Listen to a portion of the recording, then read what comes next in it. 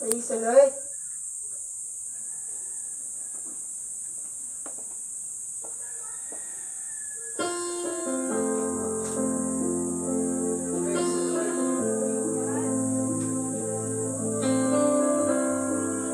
Praise the Lord. Glory to God.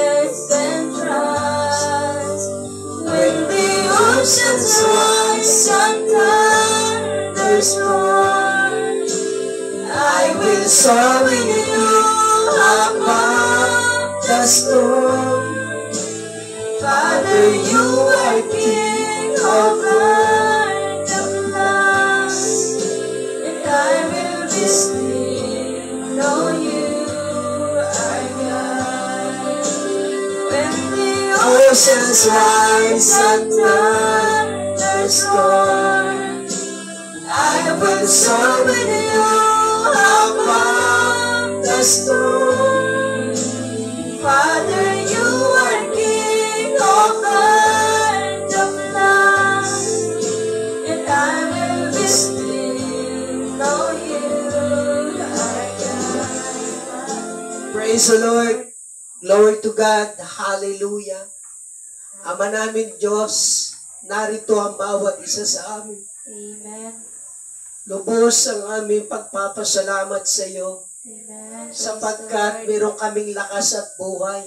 Amen. At kami nakapaglilingkod sa iyo, Panginoon. Salamat sa presensya ng bawat isa sa amin. Amen. Kung kami narito, ito'y biyaya mo sa amin. Praise the Lord. Subalit meron din kaming kalungkutan sa aming mga puso, sapagkat marami kaming mga kapatid na aming kasama, subalit sila'y wala, Panginoon. Ang kalooban mo at pahayag mo sa pamagitan ng Espiritu, na ang iyong mga anak ay panumbalik sa iyo. Amen. Praise the Lord. Sapagkat ang mga tumalikod ay wala silang magandang hahantungan, kundi ang kaparusahan na walang hanggan. Bunga ng pahayag ng iyong Espiritu, sinabi mo na hindi nila kakayanin ang iyong galit at parusa, O Diyos. Kaya tulungan mo kami ng mga nakakapanatili, na yung mga nawalay kasangkaparin mo kami, sa pamagitan ng iyong Espiritu na sila may panumbalik, O Diyos. Amen. Praise the Lord. Ang iyong iglesia ay nagluluksa bunga ng pagsubok. na hindi namin inaasahan, Amang Banal, ang pagkawala ng iyong sugo.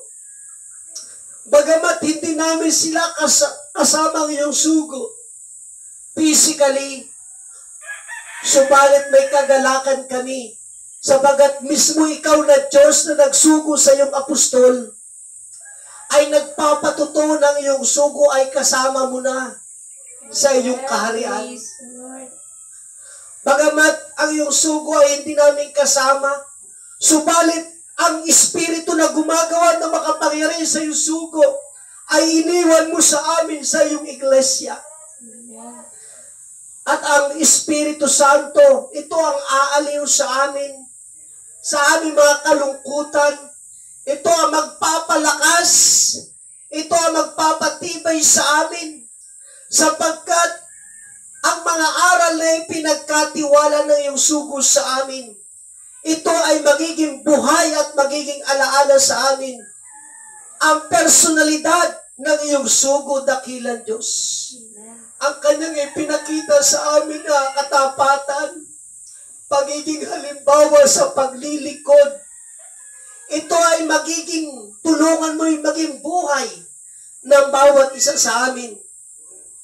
Sapagat ito ang mga daan na dapat namin lakaran upang sa panahon na dumating ang aming Panginoon ay maging karapat-dapat kami sa iyo. Sa panahon ng rapture na gagawin mo sa iyong iglesia, ay makikita namin na iyong sugo, O Diyos. Sabagat ang mga patay na nasa libingan ng mga banal, ay babangon sila at tulungan mo kami na sa panahon na dumating ang aming Panginoon, ay masumpungan mo kami mga buhay, mga naglilingkod sa iyo na may katapatan at kabanalan. Salamat, O Diyos. Mangusap ka sa aming pagsamba ngayon. Ang bawat salita mo'y gawin mong kalakasan, mag-akay sa amin sa matatag at matibay na pananampalataya. Sa ngalan ni Jesus, amen.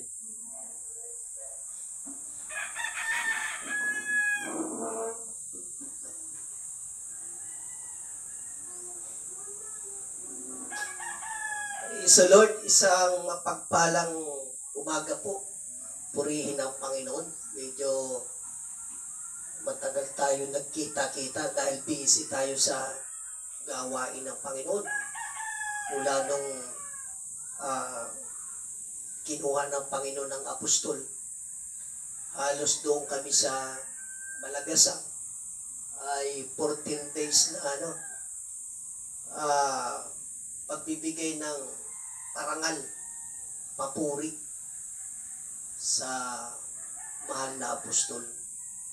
Kaya ang libing ng mahal na apostol ay sa June 18. Welcome doon ang lahat ng kapatid, walang bawal na lahat welcome na makijoin, makiramay, lalo na sa libing ng mahal na apostol. Kaya nakikiramay nga tayo sa mga namamatay, di ba? Diyan sa labas, nakilala natin. Pero mga kapatid, ang apostol, ama natin sa pananampalataya. Yan.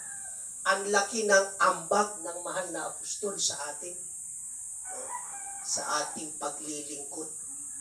Nakilala natin ang Diyos, nagkaroon tayo ng kaligtasan, nagkaroon tayo ng buhay na binago, pinalaya, di ba? Kaya kumbaga, ang laki ng utang na loob natin sa mahal na apostol.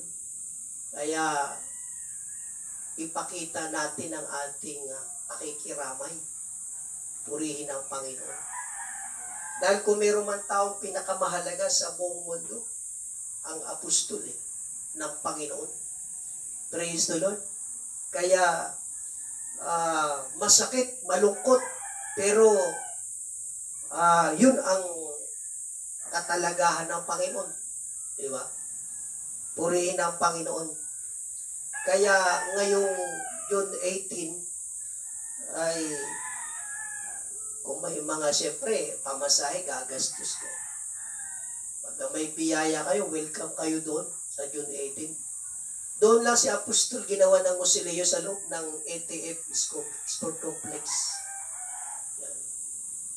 Gagawa siya ng Musileo doon. Doon siya ilalagak ang kanyang bangkay, mga kapatid. Purihin ang Panginoon. Gayon din, meron tayong camp June 14 to 16. Kaya, youth camp and adult. Sana biyaya ng Diyos makadalo itong dalawang youth. Si Sister Carol at saka Sister Evelyn. Purihin ang Panginoon. Praise the Lord. Sa Sunday School natin, purihin ang Panginoon. Dito muna tayo mag-aaral sa Gawa 2:38. Pag-aralan natin ang patungkol sa mga kaloob sa Espiritu sa Iglesia. Gawa 2:38. At sinasabi sa kanila ni Pedro, mangagsisi kayo at mangagbautismo ang bawat isa sa inyo sa pangalan ni Hesukristo sa ikapagpatawad ng inyong mga kasalanan at tatanggapin ninyo ang mga kaloob sa Espiritu Santo. Ibig sabihin, lahat tayo ng mga nagsipagsisi sa kasalanan, lahat tayo ng mga nabautismuhan, ay may mga kaloob tayo sa Espiritu Santo. Yan. Kaya sabi yung mga nagsisi at nabautismuhan, sabi, tatanggapin ninyo ang mga kaloob sa Espiritu Santo. Kaya hindi pala natin masasabi na tayo walang mga kaloob sa Espiritu Santo. Yang kaloob sa Espiritu Santo, yung pagsasalita sa wika. Sinasabi ng Biblia yan na para medyo mababa lang siya na uri. Pero mga kapatid, pag meron kang kaloob niyan, parang ramdam mo malapit na malapit ka sa Diyos. Kasi yung pagsasalita sa wika, halimbawa, ikaw, Bisaya, Bicolano, pero meron kang kaloob sa Espiritu, yung pagsasalita sa iba't ibang wika, halimbawa sa Hebreo, sa Chinese, iba-ibang lingwahe. Kaya sa church, meron sa atin, may mga kapatid tayo na may mga kaloob niyan.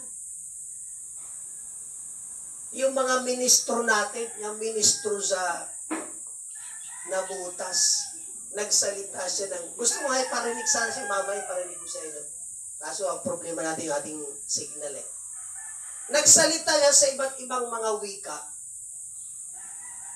Ngayon, meron din siyang kaloob ng pagpapaliwanag sa wika. Halimbawa, sa Tagalog. Sino sa iyo pwede magsalita ng iba't ibang wika? Parang kunwari ibang wika. Tapos, pinaliwanag sa Tagalog para maunawaan ng kongregasyon. Kaya, iyan ay, pag may kaloob ka niyan, dapat maipaliwanag mo sa lingwahe na maunawaan ng mga kapatid. Para lumakas ang kapatid. Kasi pag ang iba-iba kasi nagsasalita sa wika, parang sinasadya lang nila. Hindi sinasadya yon. Yung pagsasalita sa wika, ayon sa pagkilos ng Espiritu Santo sa isang kapatid o sa isang mananampalataya. Purihin ang Panginoon. At kinakailangan yan, ang may mga kaloob niyan, dapat manalangin na maipaliwanag niya para maunawaan ang kongregasyon. Praise the Lord. To God be the glory. Tingnan natin sa aklat ng Korinto itong mga kaloob sa Espiritu. Unang Korinto 12, pakitingin mo sa Unang Korinto 12. Chapter 6. First Corinthians chapter 12, verse 6.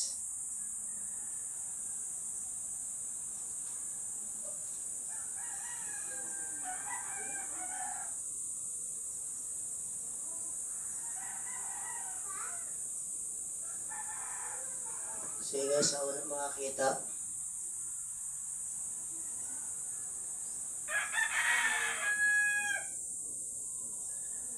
Sige. At may iba't ibang paggawa, datapwat iisang Diyos na gumagawa ng lahat ng may bagay sa lahat. Diretso, diretso. Datapwat sa bawat isa ay ibinibigay ang paghahayag ng Espiritu upang pakinabangan naman. Sapagkat sa isa, sa pamamagitan ng Espiritu, ay ibinibigay ang salita ng karunungan, at sa iba'y ang salita ng kaalaman ayon din sa Espiritu. Sa iba'y ang pananampalataya, sa gayon ding Espiritu, at sa iba'y ang mga kaloob na pagpapagaling sa iisang Espiritu, at sa iba'y ang mga paggawa ng mga himala, at sa iba'y hula, at sa iba'y ang pagkikilala sa mga Espiritu, at sa iba'y ang iba't ibang wika, at sa iba'y ang pagpapaliwanag ng mga wika. Yan. Di ba? Iba-ibang wika. Sabi, yun ang gift of other tongues. Yan. Iba't ibang wika. Din sabi, ang iba naman, yung nagpapaliwanag sa iba't ibang wika. Din, mga kaloob ng pananampalataya, mga himala at mga pagpapagaling. Kaya ito, kumpleto yan sa church. Yan ang kaloob ng mga, sabi, kaloob ng mga paggawa. Purihin ang Panginoon. Kaya yang pag may kaloob ka sa pagsasalita sa wika, pagpapaliwanag sa wika, ang Diyos nagbibigay ng kahayag. Halimbawa ngayon, sa kalagayan ng church, nagluluksa ang church. Siyempre, maraming kapatid na nalulungkot, namimighati. Yung iba, parang nag-aalilangan na sila. Parang wala na silang paniwala sa apostol. Alis na tayo sa fourth watch. Wala na, patay na ang apostol. Diba? Parang gaya ng mga unang alagad, si Pedro. Nung mamatay si Kristo, si Pedro nag-backslide. Marami nagsipag-backslide. Patay na ang Panginoon. Mangisda na lang tayo. Huwag na tayo mangaral. Kaya yung iba, patay na ang apostol. Alis na lang tayo. Huwag na tayo maglingkod sa Diyos. Alis na tayo sa fourth watch. Sa balutan na lang tayo. Pero mga kapatid, ang kaloob sa Espiritu Santo, lahat yan existed sa church. Kasi ang pangako ng Diyos para sa church ang mga kaloob sa Espiritu. Kaya itong mga talatang ito, yan tinatawag ng mga kaloob, gift of operation. Halimbawa, yung kaloob ng himala. May himala ba? Meron bang himala? Meron, di ba? Yung iba nga, sa tindi ng pananampalataya nila sa Panginoon gumagawa ng himala Ay tayo pa. Dahil yung tanda ng mga apostol lumalakit talaga yung mga himala Mga kapatid mga pagpapagaling. Napanood nyo yung sinend ko sa inyo yung sa Humphrey, sa Pangasinan. 12 years na paralisado. At tapos dinudugo siya. Nang pinag-pray sa Humphrey na mahal na Bishop Jonathan Periol, ay start gumaling. Naligtas pa. Naglingkod pa sa Diyos. Sabi mo yan, mga kapatid. Kaya lumalakit yan ang mga kaloob sa Espiritu. Kasama sa mga kaloob ng mga himala. Mga pagpapagaling sa biyaya ng Panginoon. Purihin ang Panginoon. Kaya lahat tayo may mga kaloob sa Espiritu. Pero alam nyo, yung mga kaloob sa Espiritu, pag nagningas siya, karamihan, pag nagningas yan, pagka umaktive ka, tumibay ka, napuspos ka ng Espiritu Santo, doon mo matidiscover na may kaloob ka. Pero pagka mahina ang pananampalataya mo, hindi mo pa matutuklasan ang iyong kaloob sa Espiritu. Yung pag-awit, kaloob sa Espiritu. Yan. Pag ikaw, unti-unti ka nang para nakakapag-share ng salita ng Diyos, ibig sabihin yun ang kaloob mo eh. May kaloob ka. Kaya yung kaloob, di ba sabi ng Panginoon sa Timoteo, pagningasin ninyo ang mga kaloob. Pagningasin, ibig sabihin, paano niningas yan? Pag ipinagamit mo yan, ipinaglingkod mo sa Panginoon. Praise the Lord. Kaya maganda yung may kaloob. Sabi sa Corinto 12:31, sabi ni Apostol Pablo, nasahin ninyo ang mga kaloob sa Espiritu. Lalo na yung kayong makapanghula. Yung ibig sabihin ng makapanghula, yung makapangaral ka, maibahagi mo ang salita, mai-share mo ang salita ng Diyos, makapagtotoo ka ng salita ng Panginoon. Yan ang ibig sabihin ng panghuhula. Nangangaral. Praise the Lord. Kaya maganda yung may kaloob. Kaso yung iba, pag may kaloob, lalo na yung mga magagaling sa mga doktrina, dapat yung may mga kaloob, lalo lang sila nagpapakumbaba. Kasi yung iba, yumayabak eh. Parang, siya sabi, ako ang magaling, matibay yun eh. Dapat lalo nagpapakumbaba. Yang may kaloob sa pagsasalita sa wika, dapat may kaloob yan. Maingat. Bakit? Karamihan pinapasok na dyablo. Dinadaya. Yan. Nagsasalita sa wika, hindi na pala Espiritu Santo eh.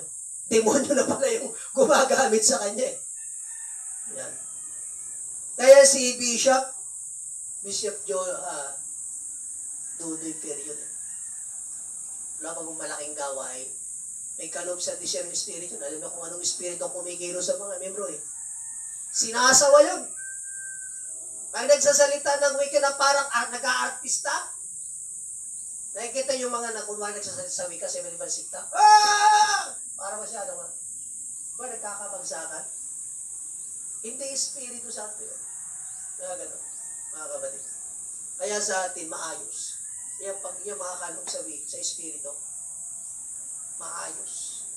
Di ba sabi sa Corinto, sabi ni Apostol Pablo, sa unang Corinto 14:41, yan na yun. Unang Corinto 14:40.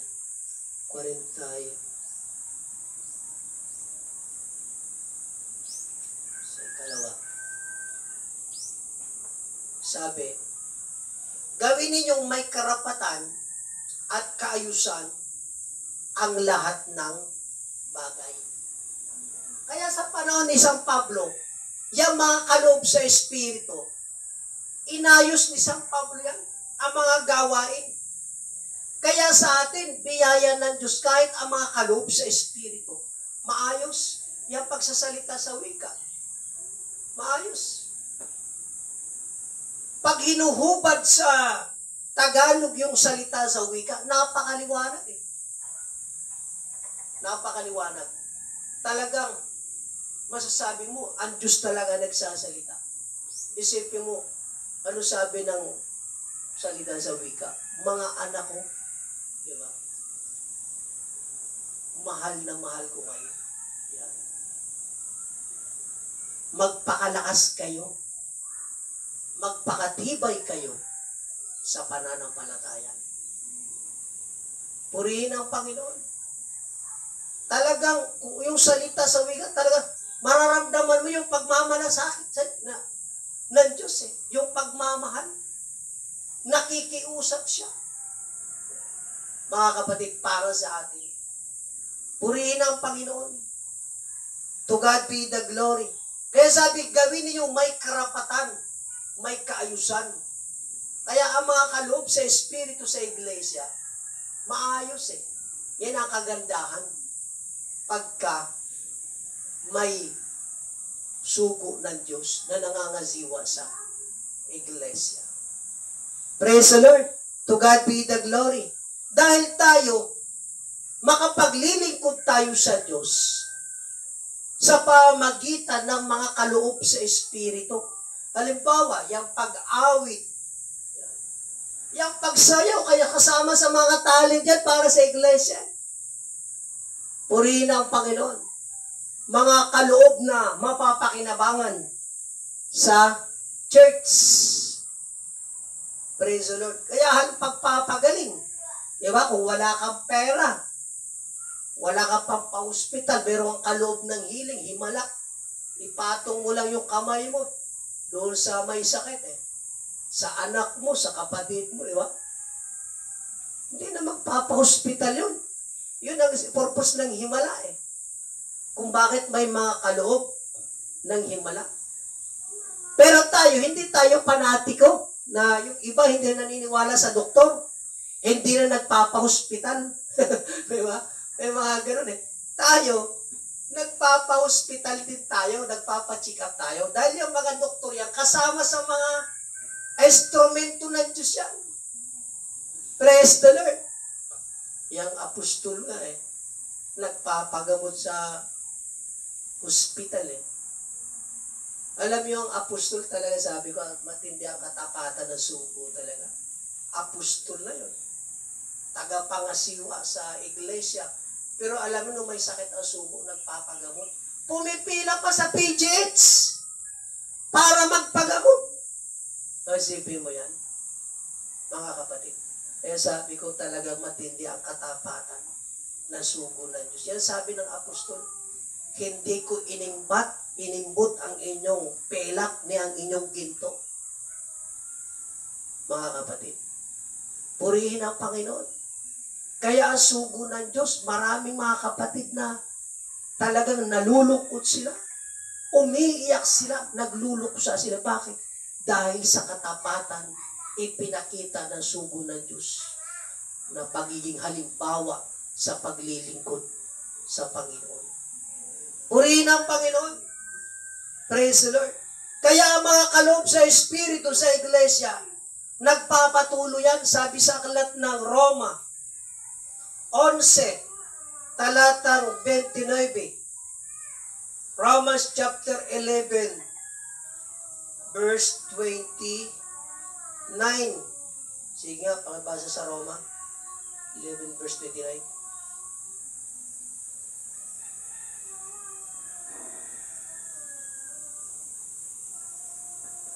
Sapagkat ang mga kaloob at ang pagtawag ng Diyos ay hindi nagbabago. Praise the Lord. Sabi yung mga kaloob ng Diyos at pagtawag, hindi nagbabago. Hanggat may iglesia, hanggat hindi dumarating ang Kristo, hindi nagrarapture, nagpapatuloy ang mga kaloob sa Espiritu, tulad ng kaloob ng paggawa at ang kaloob ng pangangasiwa. Gift of administration. Kasi yung mga namamahala sa church, sila ang mga leader, sila ang namumuno na inilagay ng Diyos sa iglesia ng Panginoon. Purihin ang Panginoon. Kaya ang iglesia ng Panginoon, ang pangunahing kaloob na inilagay sa pamamahala sa iglesia, yan ang banal na apostol, mga kapatid. Sabi sa Efeso 4, talatang 11, at pinagkalooban niya ang mga iba na maging mga apostol, at ang iba'y mga propeta, at ang iba'y ibanghilista, pastor at mga guro. Sabi nung iba, noon daw yan, hindi yan noon, ngayon yan Kasi yung Efeso 4:11, si Pablo ang nagsulat niyan. Existed yung mga kaloob na yan sa panahon ni Pablo at hanggang sa ating panahon. Mga iba, pag sinabing mga iba, marami, hindi plural. Singular, plural, marami. Diba? Pinagkalooban niya ang mga iba na maging mga apostol, mga propeta, ebanghilista, pastor at mga guro. Purihin ang Panginoon. Sa church, marami mga pastor. May mga guro, mga magagaling magturo. sa doktrina sa iglesia, may mga evangelist, may mga presbyter, may mga bishop na inilagay sa iglesia. Dahil existed ang mga kaloob sa espiritu sa loob ng iglesia. Purihin ang Panginoon. Kaya nung mamatay ang mga apostol noon, nung unang century, may mga tinatawag na mga apostolic father. Yung mga apostolic father, hindi mga pari yun. Hindi mga papa yun. Ang apostolic father, yun ang mga tinuruan ng mga apostol. Personal na tinuruan sila ng mga apostol. Kaya nung mamatay ang mga apostol, sila ang nagpatuloy. Sila ang pinatungan ng mga apostol eh. Sila ang nagpatuloy sa misyon ng mga apostol, mga kapatid. May mga apostolic father, may mga bishop, may mga presbyter. Kumalat sila hanggang Europa, Amerika, hanggang sa dumating sa atin, sa Pilipinas. Yun ang mga third watch na mga lingkod ng Panginoon. Mga missionary. Hanggang sa third watch yun eh. Kapatid. Purihin ang Panginoon. Praise the Lord. Kaya, itong Efeso 4 talatang 11 ay nagkaroon ng kaganapan sa atin. Yan. Na sa ating pananampalataya ay pinapangasiwaan tayo ng buhay na apostol. Eh, pastor, ano yan? Patay na si apostol. Merong itinalaga ang Panginoon. Maraming itinalaga ang Panginoon. Purihin ang Panginoon. Praise the Lord. Dahil sabi, sa 11:49 ng Lucas, ayon sa karunungan ng Diyos, ay magsusugo siya ng mga apostol ng Panginoon. Purihin ang Panginoon. Ang kaloob sa Espiritu, dahil ang iglesia ay ipepresent kay Kristo na iglesyang sakdal at walang kapintasan. Purihin ang Panginoon. Kaya yung kaloob sa Espiritu, nagpapatuloy. Kaya sabi ng apostol, hindi ko sinabi ako lang ang apostol. Ang Diyos patuloy na magsusugo. Kaya kung maghalal pa ang Diyos ng panibagong apostol sa iglesia, nasa Diyos yun, mga kapatid. Kaya ang kaloob sa Espiritu existed sa iglesia.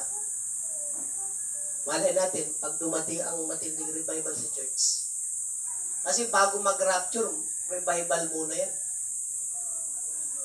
Matinding revival sa iglesia. Pag dumating ang matinding revival sa iglesia, hindi magtatagal. Magra-rapture yan. Kumbaga yan ang huling ulan eh. Napampahinog. Di ba may ulang baga sa palay na parang pampahinog, gano'n? Pampahinog. Kailangan tayong madilig tayo ng matinding Espiritu Santo para sa rapture, karapat dapat tayo, mga kapatid. Purihin ang Panginoon. Kaya sabi, ang mga kaloob sa Espiritu at pagtawag, nagpapatuloy. Kaya tayo, maganda yung nagnanasa tayo na makasangkapan ng Diyos. Alam ba, dito sa atin. Dapat din, meron ditong mga kaloob sa nagsasalita sa wika. Yan. Nagpapaliwanag sa wika. Nakarinig na kayo yan? Sasalita sa wika. Sabi nagsasalita, Narinig na kayo yan? Pag nakadalo kayo ng mga malaking gawain, doon nyo maririnig yan. Yan ang iba't ibang wika. Tapos after na magsalita siya, Ganito ang sabi ng Panginoon. Yan. Mga anak, huwag kayong mag-alinlangan. Ako ang inyong Diyos na makapangyarihan sa lahat, na lumikha ng langit at ng lupa. Pinapaliwanag. Kaya, pagka may mga nagsasalita sa wika, talagang pinapakinggan ko yan. Ramdam mo para yung kuryente, yung power, kumukunik sa iyo. Yung power ng Holy Spirit. Kasi dinig na dinig mo yung salita, unawaan mo, na Diyos talaga ang nagsasalita, mga kapatid. Purihin ang Panginoon. Lumalakas. Tama yung lokal ng Padilla ngayon, revival sila. Yun lang ang lokal na sinabi ng apostol. Sa lokal na ito, buhay ang Diyos. Buhay ang paglilingkod nila. Mga aktibo sila. Bakit? Ramdam yung presensya ng Panginoon, yung kapangyarihan ng Diyos. Kasi ang Diyos natin buhay, di ba? Dapat buhay ka. Amen? Yung paglilingkod mo buhay, masigla. Mabunga. Mga kapatid, purihin ang Panginoon. Praise the Lord. Kaya nasahin natin ang mga kaloob. Nasahin natin yung maglingkod, magpagamit sa Panginoon. Sabi na po, huwag niyong nasahin ang sanlibutan. Sanlibutan, may tinalaga sa kapahamakan yan. Huwag kayong magsiayon sa sanlibutan. Diba? Mga kapatid, purihin ang Panginoon. Dito lang muna ulit tayo. Ama namin Diyos, salamat po sapagkat sa iglesia na pinaglagyan mo sa amin tunay na sagana at kumplito ang mga kaloob sa Espiritu. Nariyan ang mga kaloob ng pananampalataya, kaloob ng mga pagpapagaling at mga himala. Tulungan mo na nasahin namin ang mga kaloob na ito upang kami makasangkapan mo, makapaglingkod mo, O Diyos, makapaglingkod sa iyo. Habang kami ginagamit mo, Panginoon, lalo kaming masumpungan lagi sa pagtalima sa iyo, sa pagsunod sa iyo, O Diyos. Lalo na ang panahon namin ay panahon na ito ng wakas. Kaya sa panahon na dumating ka, Panginoon, tulungan mo kami nananatili sa loob ng iyong iglesia. Salamat sa ngalan ni Jesus. Amen. Praise the Lord. To God be the glory. At tayo ay sasamba na sa Panginoon. Ang ating opening prayer si Sister Raybelin. Special number bago magmensahe, Sister Carol. Si Brother Hermie ang before operatory. Purihin ang Panginoon. Scripture reading, si Sister Raybelin na rin. Scripture reading. Purihin ang Panginoon. Song leader si Sister Susan, MC. Sige, tayong lahat ay tumayo. Manalangin muna tayo. Ama namin Diyos, pagpalain mo ang aming pagsamba ngayon. Tulungan mo ang bawat isa sa amin, maibigay namin sa iyo ang pinakamataas na uri ng pagsamba. Sawayin mo ang mga pag-aalinlangan, mga hadlang ni Satanas. Ang mga kapatid namin, saan man sila naroon, tulungan mo sila na sa susunod na pagkakataon ay makatiling namin sila. Mangusap ka, O Diyos, ilagay mo sa iyong abang lingkod ang iyong mga salita. Makumbinsi ang bawat isa. Tulungan mo kami sapagkat ang mga bagay na ito hindi namin kaya. Maliban na ikaw ang tumulong at kumilos sa bawat isa sa atin. Maramdaman namin ngayon ang pagpuspos ng iyong Espiritu at ang mga salita mo'y bumihag sa aming puso. Lumakas kami, tumatag kami. Lahat ng aming kakulangan, lahat ng aming pangangailangan, ikaw ang magkaloob. Salamat po sa ngalan ni Jesus. Amen. Tayong lahat, awitin natin ang kabanal-banalan. Praise the Lord. Diyos na maalam, maaga ka naming pinapupurihan, batis ng pag-ibig. Praise the Lord.